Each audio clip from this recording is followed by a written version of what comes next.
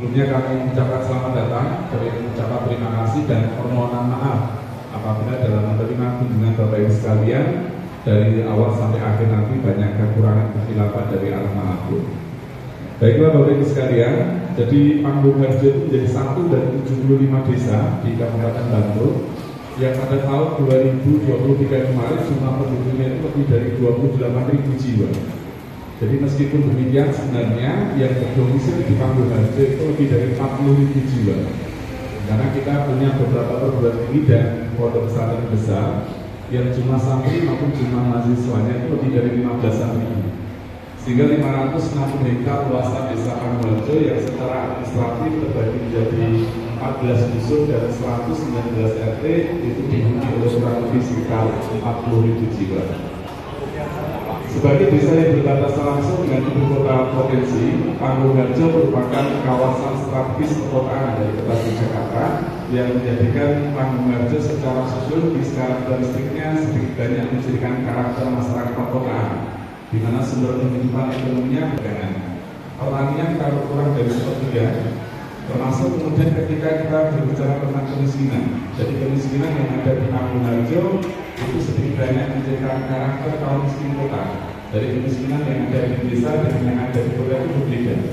Kalau di desa, semiskin-miskinnya warga desa masih punya aset berupa tanah. Tapi kalau di Panggung Harjo, kalau sudah miskin, biasanya mereka tidak punya rumah, dia juga tidak punya tanah. Sehingga sebagian dari warga desa kami itu profesinya sebagai kontraktor, kontrak sana, kontrak sini, kontrak sana, kontrak sana. Bapak Ibu sekalian, Panggung Harjo dikenal dengan berbagai macam predikat, misalnya dikenal sebagai desa yang memiliki tradisi juara. Jadi karena hampir setiap tahun kita itu memperoleh apresiasi baik dari kementerian, lembaga, organisasi masyarakat sipil baik tingkat nasional, regional maupun internasional. Mulai dari menjadi juara lomba desa tingkat nasional di perlombaan lomba desa terakhir oleh Kementerian Dalam Negeri di tahun 2014. Terus kemudian ditetapkan sebagai desa inspiratif oleh Kementerian Desa, ditetapkan sebagai penyelenggara terbaik tingkat nasional untuk binaan keluarga balita, binaan keluarga lansia, hak aktivitas, keluarga dan lain sebagainya. Termasuk kemudian di tahun 2018 Pemilihan Cina terkait dengan studi desa dan pembangunan desa. Tahun 2019 memperoleh apresiasi dari ASEAN di Myanmar terkait di Forum World ASEAN Leadership Award, sebuah apresiasi yang diberikan kepada pemimpin yang berperan penting dalam pembangunan desa dan pengentasan kemiskinan.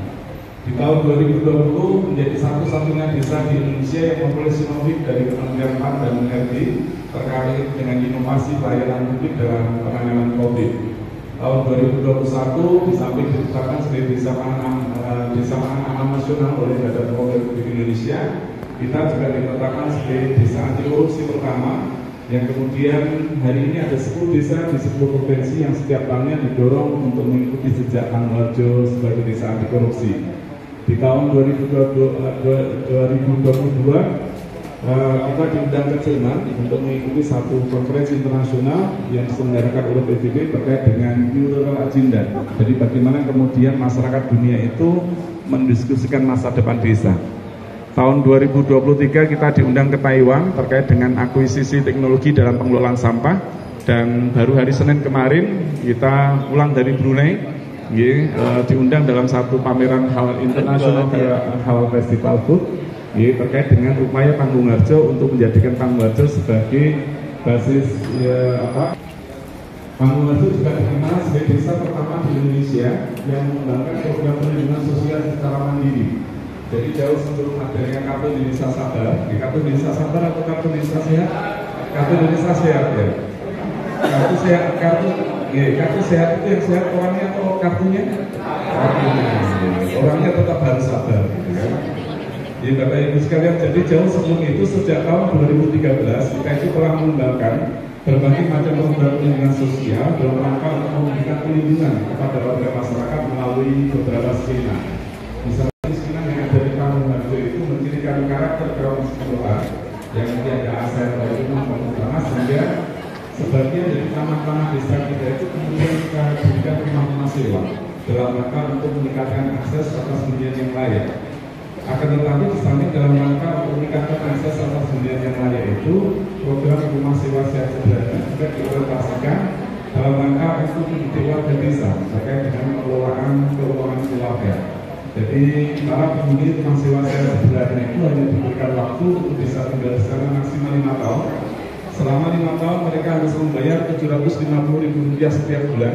Dari Rp750.000 setiap bulan itu kemudian 300 digunakan sebagai biaya sewa, yang 450.000 sisanya itu digunakan sebagai tabungan warga desa.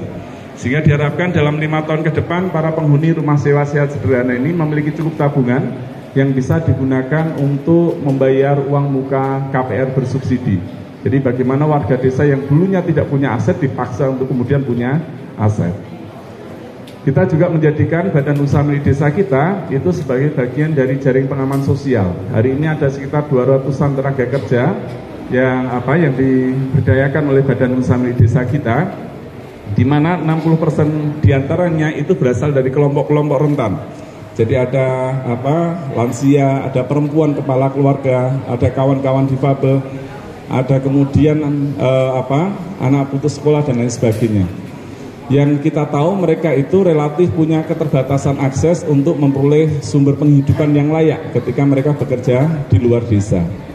Kita juga ada program pelindungan dalam bidang kesehatan. Jadi kita punya perawat desa yang kita berikan tugas untuk memberikan asuhan keperawatan kepada 40-an lansia dengan ketergantungan, untuk memastikan para lansia itu berada dalam kondisi hunian yang layak, memperoleh asupan pangan yang cukup, serta berada dalam kondisi kesehatan yang termonitor. Termasuk kemudian di tahun 2019, mulai tahun 2019 kita memberikan tambahan asupan pangan. Jadi setiap jam 11 siang dan jam 4 sore, para lansia dengan ketergantungan itu senantiasa kita kirim ransom makan, dan itu berlangsung sepanjang tahun. Jadi selama setahun kita hanya libur 2 kali, yaitu di Lebaran Idul Fitri dan Lebaran Idul Adha. Selain itu, baik hari Minggu ataupun hari libur nasional lain, para lansia dengan ketergantungan itu senantiasa kita kirim ransom makan. Kita juga ada program pelindungan kesehatan ibu dan anak. Jadi seorang ibu hamil di Panggung-Harjo itu berhak atas layanan paripurna berupa 7 kali pemeriksaan kehamilan, 1 kali persalinan normal, 2 kali pemeriksaan nifas, dan 5 imunisasi lengkap untuk si bayi secara gratis di 2 rumah bersalin yang ada di Panggung-Harjo. Jadi kalau misalnya ada seorang ibu hamil, sebenarnya dia cukup datang ke kantor desa, bisik-bisik sama Pak Lurah, "Pak Lurah, saya hamil," gitu. Itu sudah cukup, karena tidak pernah ditanya macam-macam. Tidak ada proses verifikasi gitu ya, dan itu menjadi susahnya jadi kepala desa di Panggung-Harjo. Warga desanya yang hamil, kepala desanya yang tanggung jawab gitu kan. Bapak Ibu sekalian, mau gantikan saya?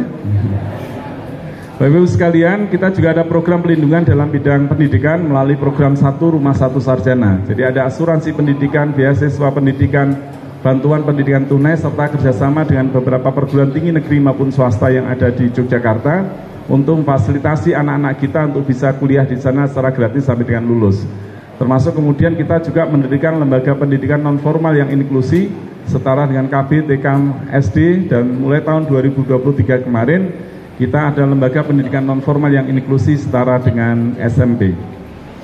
Kita juga mendorong lahirnya ruang-ruang sosial yang inklusif yang memungkinkan lansia, ibu-ibu, kawan-kawan difabel maupun anak-anak untuk beraktivitas, baik untuk aktivitas sosial, aktivitas budaya maupun aktivitas-aktivitas yang lain.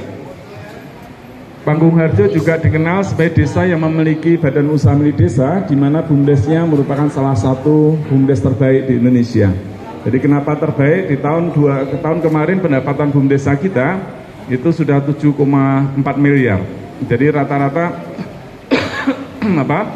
kita berdiri tahun 2013, sejak mulai tahun sekitar 2019 gitu ya, 2019 sudah di atas 43 miliaran gitu, dan setahun terakhir itu sudah 7,4 miliar. Tetapi yang menarik Bapak Ibu sekalian, besarnya pendapatan itu tidak diperoleh dari pemanfaatan bentang alam, karena Panggung-Harjo itu tidak punya bentang alam yang baik. Kita tidak dekat dengan gunung, tidak dekat dengan pantai, ya, tidak punya sumber daya air seperti Desa Ponggok dan lain sebagainya.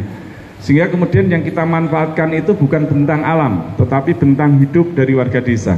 Jadi di samping kita punya bentang alam berupa bentuk rupa bumi, aspek biotik maupun abiotik, kita juga masih punya bentang hidup, ada bentang sosial, bentang budaya, bentang teknologi maupun yang lainnya. Salah satunya adalah melalui pemanfaatan sampah.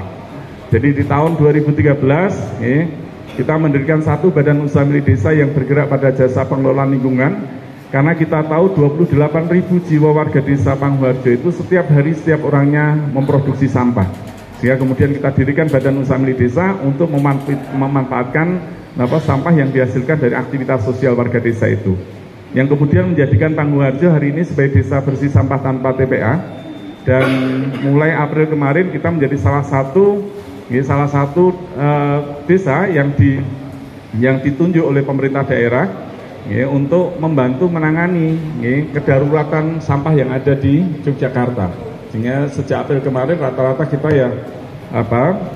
menerima sampah dari kota itu antara 20 sampai 30 ton setiap hari.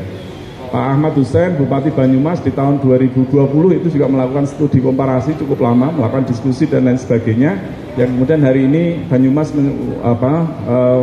tumbuh sebagai daerah yang relatif mandiri dalam pengelolaan sampahnya. Nah, pengelolaan sampah di Panggung Harjo ini adalah gambaran bagaimana Panggung Harjo memanfaatkan bentang sosial dari warga desa. Bapak Ibu sekalian, terkait dengan pengelolaan sampah juga, sebentar saya coba